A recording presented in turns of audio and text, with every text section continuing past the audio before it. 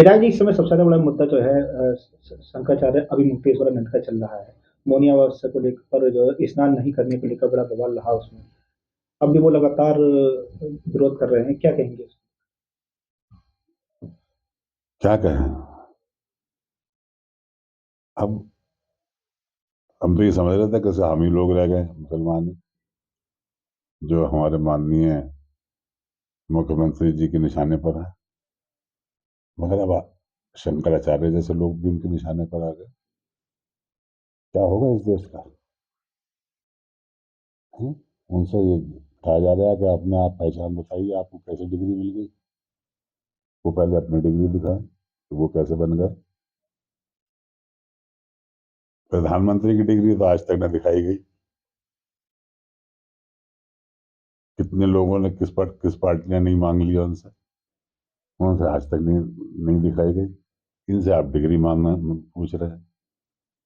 इतने सम्मानित शंकराचार्य थे, इस तरह का बिहेव करना, प्रशासन का बिहेव करना, क्या ये उचित लगता है? या उनको भी मुसलमानों को में काउंट करने लगे आप? देश के 70% जनता उनको मानती है, उनकी बातों को सुनती है, उस पर अमल करती है।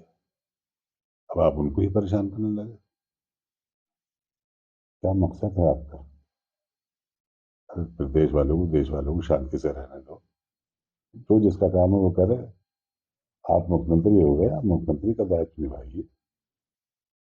शंकराचार्य जो हैं वो आपके पाबंद नहीं है।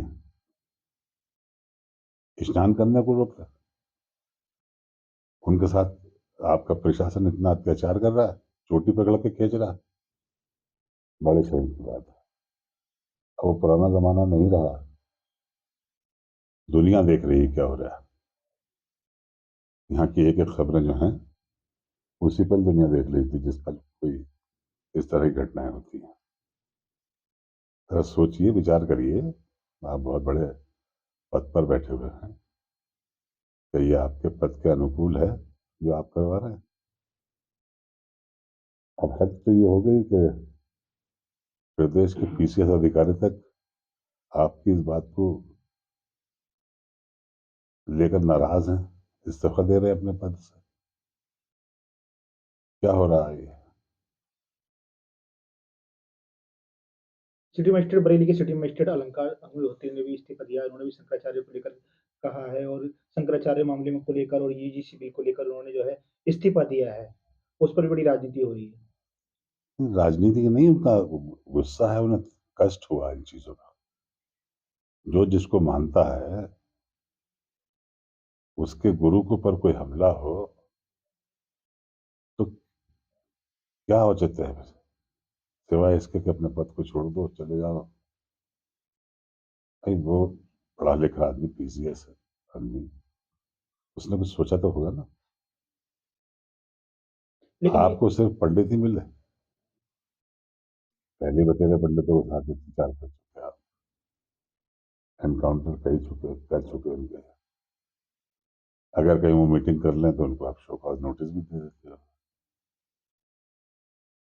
अपने अंदर सुधार लाइए,